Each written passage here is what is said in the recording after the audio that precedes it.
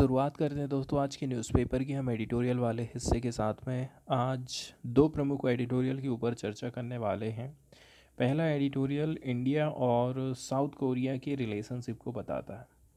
Second number का जो editorial हम डिस्कस करेंगे वो उतना ज़्यादा तो महत्वपूर्ण नहीं है, जस्ट हमारी इन्फॉर्मेशन के लिए है कि किस प्रकार से पेंशन एंड पीएफ इनमें सरकार ने कुछ संशोधन किए हैं, तो इससे जो एम्प्लॉय लोग हैं उनको कैसे नुकसान पहुंच रहा है, इसके ऊपर यहाँ पर चर्चा करी जाती है।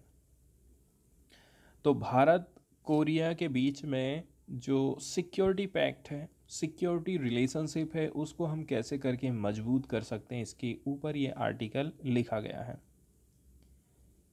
भारत और कोरिया को द्विपक्षीय सहयोग की सीमाओं को पार करने और तेजी से विकसित हो रहे वैश्विक परिदृश्य में अपनी भूमिकाओं को समझने की ज़रूरत है। 250 शब्दों में हमें आंसर राइटिंग के लिए यही लाइनें पूछी जाने वाली हैं। इसमें हमें आंसर 250 शब्दों में देना है, तो हम क्या लिखेंगे, ठीक है, आगे देखते हैं। अभी हाल फिलहाल में देखा जाए, एक तरफ चाइना, दूसरी तरफ अमेरिका और एक और गुट ऑलरेडी से जो चला आ रहा है वो रसिया का रहा है। पहले अमेरिका और रसिया के बीच में हमेशा से कंपटीशन हुआ करता था। आज के समय में चाइना रसिया से भी ज़्यादा टक्कर देने लगा है अमेरिका को। अब जब भी हम साउथ कोरिया की बात करते हैं या फिर और भी जो एशियन कंट्रीज़ की यदि हम बात करें, तो ये सारी जो कंट्रीज़ हैं चाइना से कहीं ना कहीं प्रभावित हो रही हैं। चाइना के साथ में इंडिया की रिलेशनशिप भी ख़राब चल रही है। तो कैसे करके हम इन कंट्रीज़ को अपनी तरफ खींच सकते हैं, यहाँ पर ये हमें समझने की कोशिश करना है। इसलिए आज के समय में देखा जाए, इंडिया ज़्यादा से ज़्यादा कंट्रीज़ के साथ में अपने डिप्लोमेटिक रिलेशनशिप को बढ़ावा दे रहा है। बहुत सारी सिक्योरिटी से रिलेटेड, आर्मी से रिलेटेड एक्सरसाइज कंडक्ट कराई जाती हैं। एक प्रतिनिधि दूसरे प्रतिनिधि के से मिलने के लिए जाता है, विजिट करे जाते हैं। अभी रिसेंटली देखा जाए, डिप्लोमेटिक विजिट करी गई थी जनरल मनोज पांडे के द्वारा। जनरल मनोज पांडे कौन है? चीफ ऑफ आर्मी स्टाफ हैं। नवंबर 2023 में इनके द्वारा साउथ कोरिया की यात्रा करी जाती है। यहाँ से हमको पता चलता है कि अभी हम क्रिटिकल जंक्शन में चल रहे हैं in the trajectory of India south Korea defence relationship. तो अभी काफ़ी क्रिटिकल जंक्चर मतलब होता है मोड़, क्रिटिकल मोड में चल रहे हैं इंडिया और साउथ कोरिया के डिफेंस रिलेशनशिप। इन्होंने यात्रा करी है तो इससे कई सारे रिजल्ट निकल कर के सामने आए, जैसे कि डिप्लोमेटिक टाइज में सुधार होगा, साथ ही साथ में कुछ कुछ जो नए चैलेंजेस हैं वो पता चलेंगे, एंड साथ ही साथ में कुछ मेटिकुलस कंसिड्रेशन होने वाले हैं। मतलब यहाँ पर मेटिकुलस वर्ड यूज़ किया गया है, सावधानिक पूर्वक विचार विमर्श हुए हैं। आगे बताया जा रहा है राइटर के द्वारा कि इंडिया साउथ कोरिया से क्या चाहता है। जो भी चैलेंजेस फेस किए जा रहे हैं इंडिया के द्वारा, साउथ कोरिया के द्वारा, उनको एक्सप्लोर करने की कोशिश करी जाएगी। साथ ही साथ में उनके जो डिफेंस कोऑपरेशन है उनको एनहेंस किया जाएगा, and along with an examination of opportunities for mutual growth. दोनों देश कैसे करके म्यूचुअल ग्रोथ कर सकते हैं, इसके लिए भी अपॉर्चुनिटीज़ को तलाशा जाएगा। ये सारी चीज़ें हम सोच के रखे हैं। आगे बताया जा रहा है कि कौन कौन सी कमी हो सकती है और हमें आगे क्या करने की ज़रूरत है। अभी हाल फिलहाल में हाई लेवल का एंगेजमेंट हुआ था। एक चैलेंज जो अभी भी मौजूद है is the absence of shared vision for a new comprehensive defence framework. बातचीत तो कर लिए हैं, लेकिन एक चीज़ की कमी है यहाँ पर, वो है shared vision for a new comprehensive defence framework. एक नया कम्प्रहेंसिव डिफेंस फ्रेमवर्क अभी तक दोनों देशों के बीच में साइन नहीं हो पाया है। दिक्कत वाली बात यहाँ पर यह हो जाती है। तो इसके अंतर्गत कुछ स्ट्रक्चर हमें तैयार करने की ज़रूरत है। Which both nation can operate and align their policies. इस स्ट्रक्चर के हिसाब से हमें हमारी पॉलिसीज़ को ऑपरेट करना है, अलाइन करना है, ठीक है, ताकि हम एक नया और सस्टेनेबल इमर्जिंग रीजनल ऑर्डर तैयार कर सकें। वहीं यहाँ पर बात करी जाती है इंडिया एंड कोरिया के लिए क्या चीज़ अनिवार्य हो जाता है। इम्पीरेटिव वर्ड यूज़ किया गया है जिसका मतलब होता है अनिवार्यता। To transcend the confine of bilateral cooperation, bilateral cooperation को मजबूत करना है, साथ ही साथ में जो अंडरस्टैंडिंग है कि इनका रोल क्या है ग्लोबल सिनारियो में, इसको भी हमें समझने की ज़रूरत है। कोरियन व्यू की बात करें इंडिया के रीजनल रोल को लेकर के, तो इंडिया का जो रोल है इस क्षेत्र में, साउथ एशियन कंट्रीज़ में, साउथ कोरिया उसको किस रूप में देखता है। तो कुछ कुछ हर्डल यहाँ पर दिखाई देती हैं in the resistance on the Korean government side to reassess India's role in the region. यहाँ पर एक वर्ड यूज़ किया गया है रीअसेस। रीअसेस का मतलब होता है पुनर्मूल्यांकन करना। तो साउथ कोरियन गवर्नमेंट की तरफ से पुनर्मूल्यांकन करने में थोड़ी सी कमी दिखाई दे रही है, थोड़ी सी कमी रह गई है। तो ये रिस्पॉन्सिबिलिटी हो जाती है कोरिया की to comprehend that India is not merely the largest consumer of the defence product. South Korea की ये रिस्पॉन्सिबिलिटी है कि आप ये चीज़ समझ लीजिए कि इंडिया ना केवल लार्जेस्ट कंज्यूमर माना जाता है डिफेंस प्रोडक्ट का, इसके अलावा आज के समय में इंडिया ने आत्मनिर्भर भारत अभियान चालू किया है। न केवल खरीद रहा है बल्कि अपने ही देश में बना करके दूसरे कंट्रीज़ को हम डिफेंस के प्रोडक्ट बेचने लगे हैं। साउथ कोरिया को यह समझने की ज़रूरत है कि भारत अभी एक क्षेत्रीय शक्ति के रूप में खड़ा है जो इंडो पैसिफिक रीजन में शांति और स्थिरता लाने के लिए एक मजबूत दावेदार के रूप में पेश हुआ है।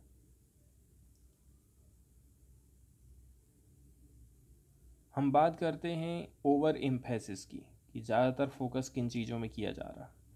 आगे देखा जाए हम जो ओवर एम्फेसिस करते हैं on weapons acquisition and technology transfer from Korea, मतलब इंडिया का जो फोकस रहता है सबसे ज़्यादा वो यही रहता है कि साउथ कोरिया से हथियार खरीदना है और टेक्नोलॉजी का ट्रांसफ़र होना चाहिए। टेक्नोलॉजी का ट्रांसफ़र ऐसा होना चाहिए कि एक बार ख़रीद लो फिर साउथ कोरिया को बोलो कि आप हमारे देश में ही हथियारों का निर्माण करो और हमारे देश के लोगों को सिखाओ ताकि वो खुद से हथियार बनाना चालू कर दें। जबकि यहाँ पर ये भी चीज़ महत्वपूर्ण हो जाती है कि ब्रॉडर स्ट्रेटजिक कंसिडरेशन के ऊपर भी फोकस किया जाना ज़रूरी है।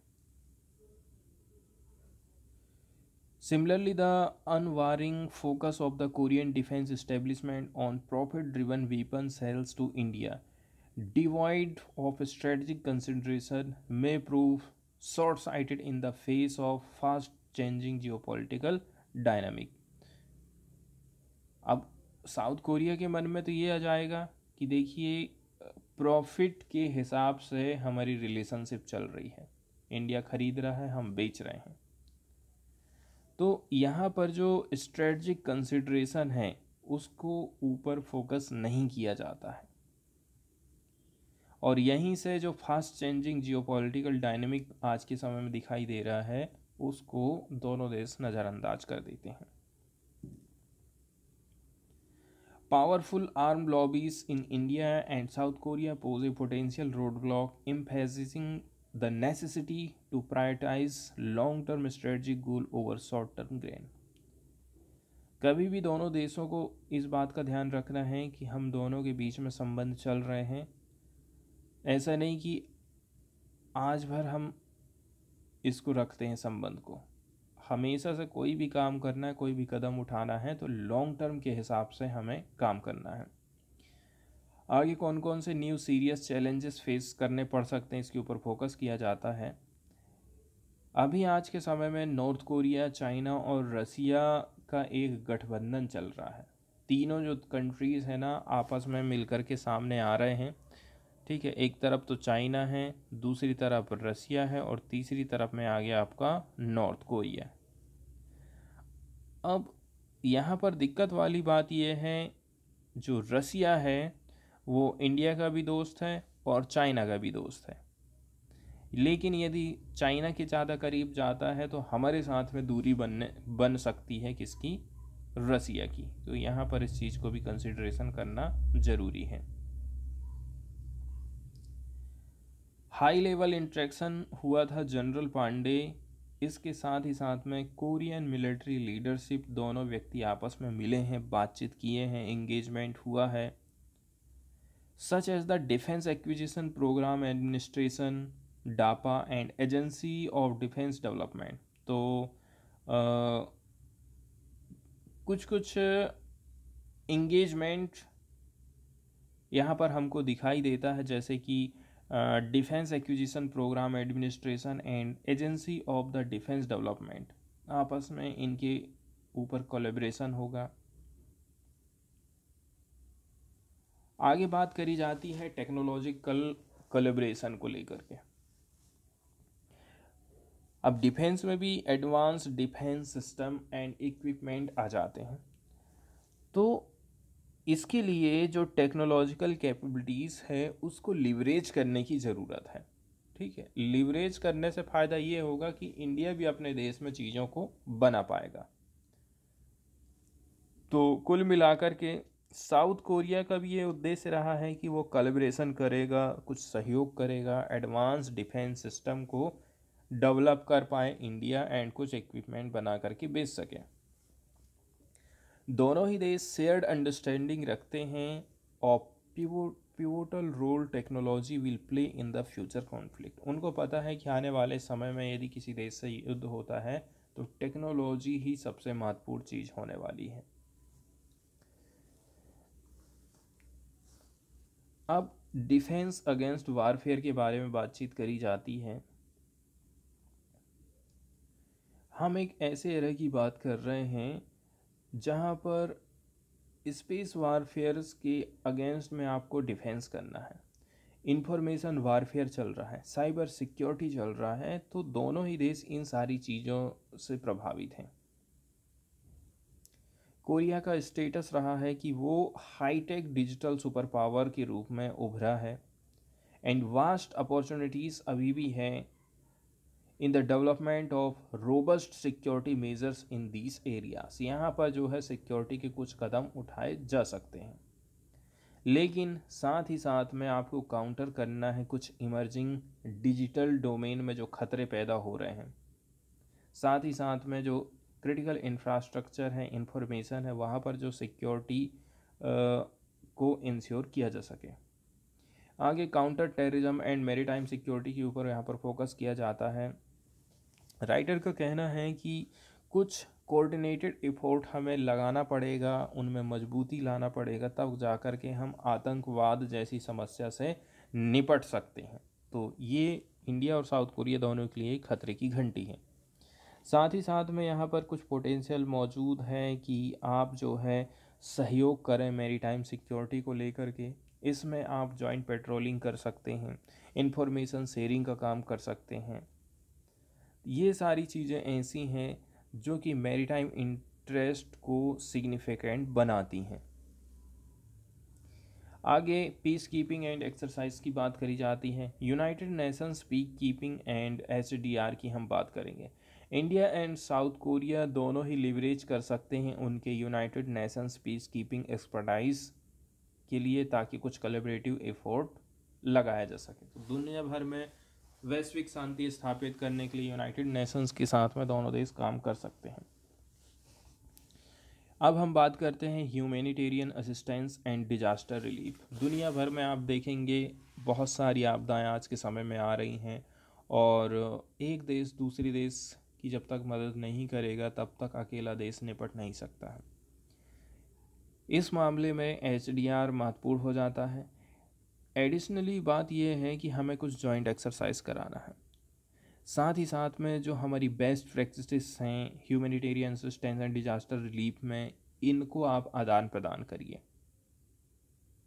एचडीआर के माध्यम से कुछ शेयर्ड रिस्पॉन्सिबिलिटीज़ आ जाती हैं दोनों नेशंस के ऊपर, और इसी के माध्यम से नेचुरल डिजास्टर से हम निपट सकते हैं।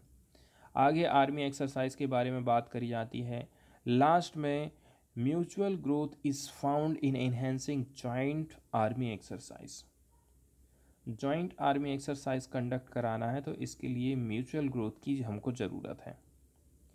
इंटरऑपरेबिलिटी भी हमारी बढ़ेगी दोनों कंट्रीज़ के बीच में, and strengthening the capabilities of both armies. हमारे देश की आर्मी की पावर बढ़ाना है, उसके देश की आर्मी की पावर बढ़ाना, ये सारी चीज़ें संभव हो सकते हैं।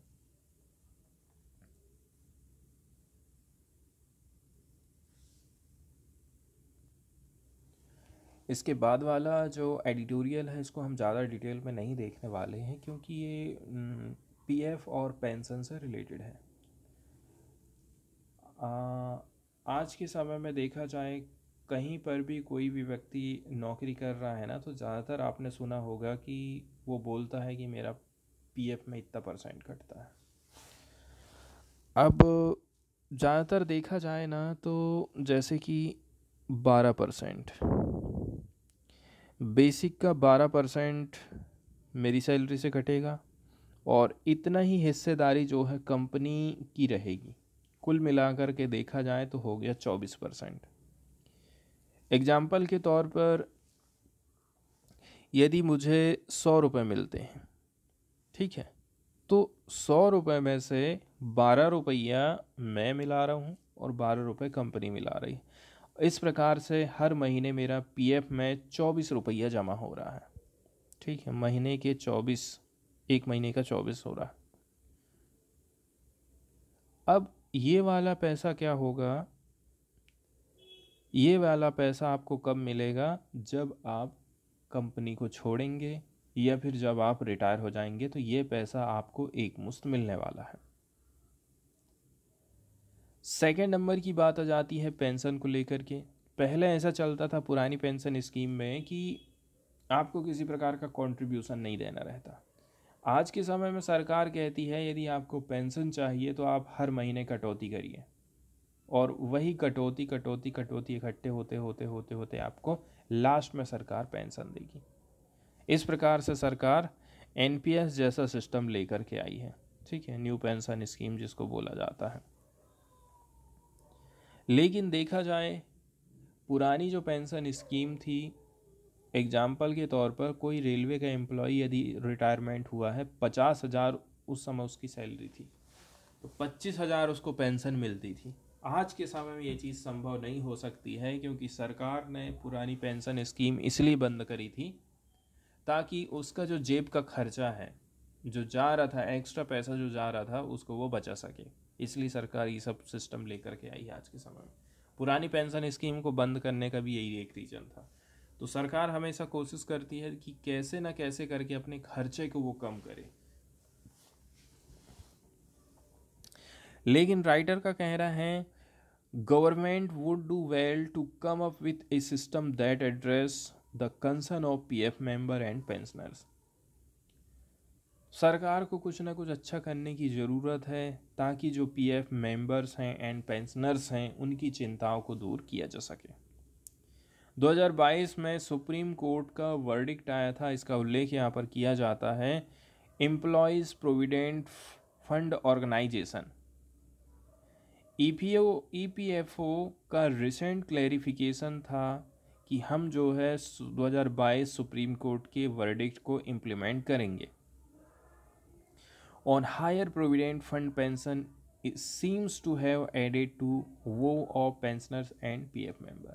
लेकिन यहाँ पर दोनों ही लोगों को ये चीज़ पसंद नहीं आई, चाहे वो पेंशनर हो चाहे वो पीएफ मेंबर हो। ईपीएफओ क्या है? ईपीएफओ एक ऐसी संस्था है जो कि एम्प्लॉय की पेंशन जो इसको हमने एम्प्लॉयज़ पेंशन स्कीम 1995 के माध्यम से लाए हैं। ये कुछ क्लैरिफिकेशन इशू करती है in the form of frequently asked question to enable proper implementation of the court's judgment। तो कोर्ट का यदि कोई जजमेंट आ रहा है तो इम्प्लीमेंटेशन करने के लिए कुछ ये क्लैरिफिकेशन जारी कर रहा है।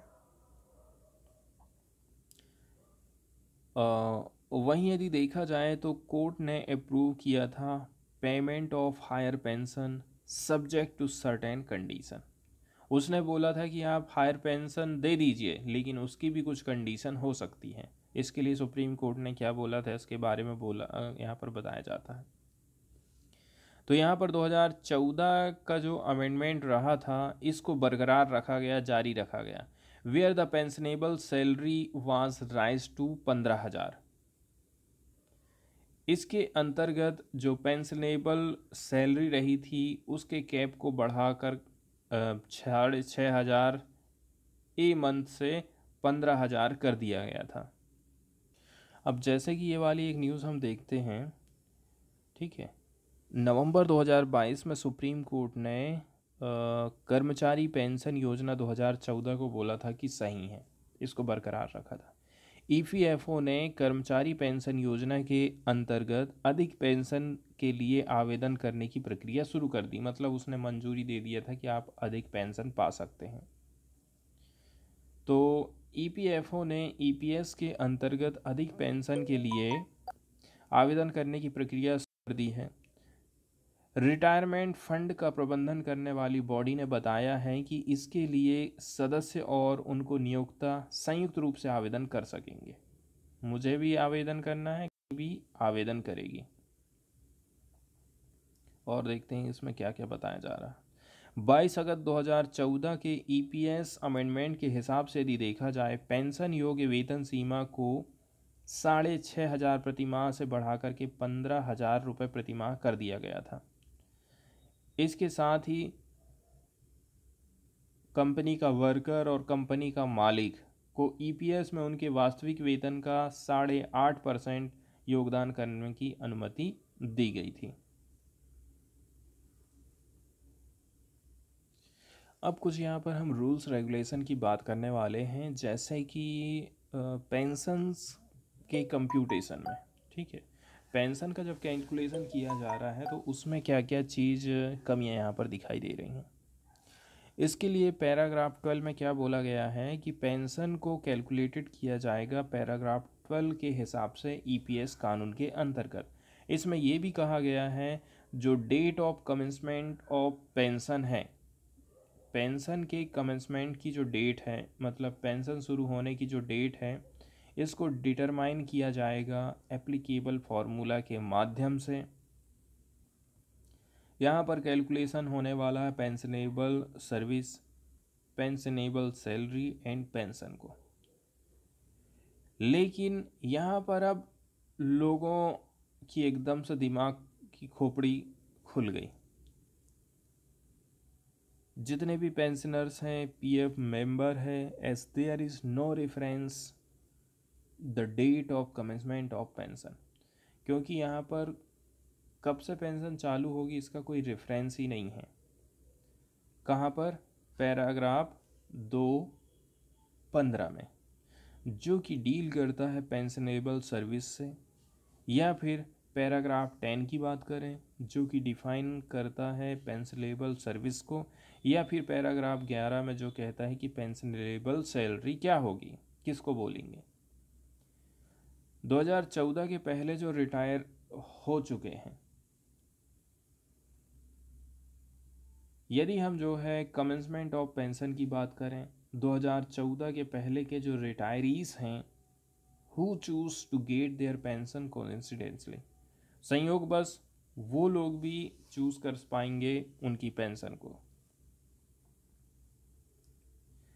अब संशोधन के बाद क्या हो रहा है कि get a lower pension as their pensionable salary has been work out based on average pay of 60 month proceeding the date of exit from the pension fund. यहाँ पर बोला जा रहा है कि उनको रुपया पैसा कम मिलेगा। कम क्यों मिलेगा? क्योंकि उनको 60 मंथ का एवरेज पे के हिसाब से कैलकुलेशन किया जा रहा है।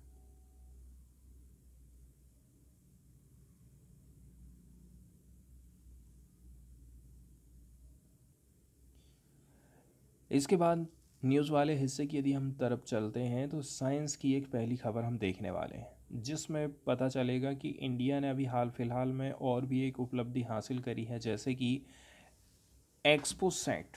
एक्सपोसैट अभी कहाँ है? ऑर्बिट में हम उसको भेज रहे हैं। क्यों भेज रहे हैं? ताकि ब्लैक होल्स के बारे में हम कुछ जानकारी उठा सकें, न्यूट्रॉन स्टार के बारे में जानकारी उठा सकें। तो देखा जाए, Indian space research organisation ISRO ने न्यू ईयर की शुरुआत करी है। उसने लॉन्च किया है PSLV C58 x ray polarimeter satellite को। शॉर्टकट में इसको एक्सपोसैट बोला जाता है, एक्सरे पोलरीमीटर सैटेलाइट। मंडे के दिन इसको लॉन्च किया गया है। जिस रॉकेट से हम भेजे हैं PSLV से, ये इसका 60वें नंबर का मिशन है। सुबह 9 बजे इसको चालू किया गया था। कहाँ से भेजें? सतीश धवन स्पेस सेंटर श्रीहरिकोटा से। And 22 minute later launch the XPoSat into eastward low inclination orbit. कहाँ पर हम इसको लेके गए हैं? इसको हम लेके गए हैं ईस्टवार्ड, ईस्ट की तरफ में झुकी हुई जो कक्षा है, ऑर्बिट है, वहाँ पर इसको हम लेके गए हैं।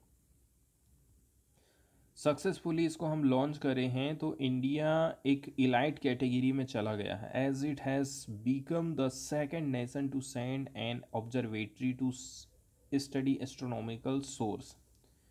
इंडिया ऐसा सेकंड देश बन गया है, ये हमारे लिए एक बहुत बड़ी उपलब्धि है। हम एक ऑब्जर्वेटरी को सेंड किए हैं ताकि एस्ट्रोनॉमिकल सोर्सेस का अध्ययन कर सकें, जैसे कि ब्लैक होल का हम अध्ययन कर पाएंगे, न्यूट्रॉन स्टार क्या है, कैसे करके बना है, इसके बारे में अध्ययन कर सकते हैं। एक्सपोसैट जो है सेकंड नंबर का एक्सरे पोलरीमेट्री मिशन है पूरी दुनिया भर में। नासा की तरफ से इमेजिंग एक्सरे पोलरीमेट्री एक्सप्लोरर भेजा गया था सन 2021 में, और अब 2023 में इंडिया ने भेजा है। It is the first dedicated scientific satellite from ISRO to carry out research in space based polarisation measurement of x ray emission from celestial resources. अंतरिक्ष में जो वस्तुएं हैं वो एक्सरे को इमिट करती हैं, तो उस चीज़ को हमें मेज़रमेंट करना है। इसके साथ में आपको दो पेलोड देखने को मिल जाएंगे, उनका नाम रखा गया है POLIX, polarimeter instrument in X-rays, and second है XSPECT, X-ray spectroscopy and timing. और तो जो पॉलिक्स है इसको डेवलप किया गया है रमन रिसर्च इंस्टीट्यूट के द्वारा, एंड एक्सपेक्ट इसको तैयार किया गया है space astronomy group of URSC Bengaluru की तरफ से।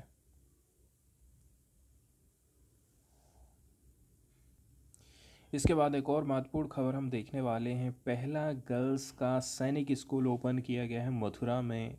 870 स्टूडेंट की इसकी कैपेसिटी आपको देखने को मिलेगी। किधर चली गई न्यूज़? हाँ, ये रही। तो पहला गर्ल्स सैनिक स्कूल खोला गया है मथुरा में, कैपेसिटी है 870 स्टूडेंट की।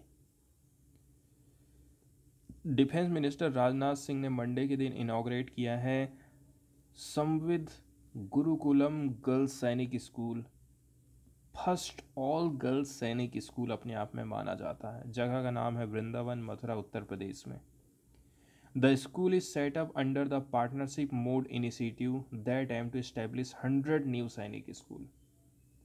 ये स्कूल एक योजना के अंतर्गत खोले गए हैं जिसके माध्यम से 100 न्यू सैनिक स्कूल खोले जाने हैं। बोला जा रहा है कि ये अपने आप में पहला ऑल गर्ल्स सैनिक स्कूल है। इसकी स्ट्रेंथ है लगभग 870 स्टूडेंट की। इसको इनॉग्रेट किया गया है under the initiative of establishing 100 new Sainik school in partnership mode with non governmental organisation. खास बात क्या है? सरकार पैसा लगा रही है, इसके साथ ही साथ में NGO भी इसमें पैसे लगा रहे हैं, प्राइवेट लोग भी लगा सकते हैं, यूनियन गवर्नमेंट भी पैसा इसमें लगा सकती है। तो देखा जाए तो ये जो है, these are in addition to existing 33 Sainik school already functioning under the erstwhile pattern. इसी प्रकार का जो पैटर्न है उसमें ऑलरेडी से 33 पूर्ववर्ती कहना चाहिए स्कूल अभी चल रहे हैं।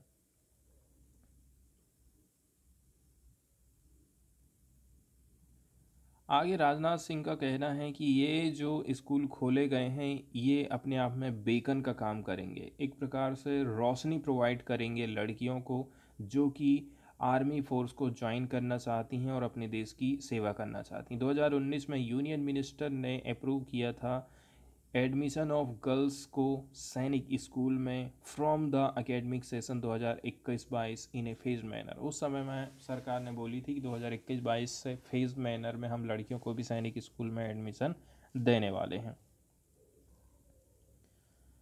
एंड ये जो डिसीजन रहा था taken following the success of the pilot project, ये डिसीजन क्यों लिया गया था? क्योंकि एक पायलट प्रोजेक्ट हम चालू करे थे डिफेंस मिनिस्ट्री की तरफ से, सैनिक स्कूल चिंगचिप मिजोरम में।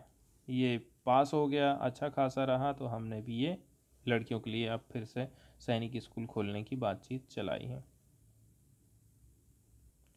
इसके बाद नेक्स्ट वाली जो न्यूज़ डिस्कस करने वाले हैं ये बांग्लादेश से आई है। नोबेल पुरस्कार विजेता मोहम्मद यूनुस श्रम कानूनों के उल्लंघन के आरोपों में दोषी करार दिए गए हैं। बांग्लादेश की राजधानी ढाका की एक अदालत ने नोबेल शांति पुरस्कार विजेता अर्थशास्त्री मोहम्मद यूनुस के साथ उनके द्वारा स्थापित सामाजिक व्यवसाय कंपनी ग्रामीण टेलीकॉम के 3 अन्य अधिकारियों को 6 महीने की साधारण कारावास की सज़ा सुनाई है। उन्हें तुरंत जमानत भी मिल गई है। उनके समर्थकों ने उनकी दोषसिद्धि को बोला है कि ये पॉलिटिक्स के चलते चलते ऐसा हुआ है। समाचार एजेंसी पीटीआई के हिसाब से देखा जाए, श्रम अदालत के न्यायाधीश शेख मेरिना सुल्ताना ने फैसला में कहा है उनके खिलाफ श्रम कानून का उल्लंघन करने का आरोप साबित हुआ है। ऐसा लगता है कि आरोप को किसी सीमा तक सीमित हम नहीं कर सकते हैं। तो इन्होंने एक सामाजिक व्यवसाय कंपनी चालू करी थी जिसका नाम है ग्रामीण टेलीकॉम। तो इसके 3 अन्य अधिकारियों को 6-6 महीने की साधारण या फिर गैर कठोर जेल सुनाई गई है। प्रत्येक को 5,000 टका के बॉन्ड भरने के बाद तुरंत 1 महीने की जमानत भी दे दी गई है।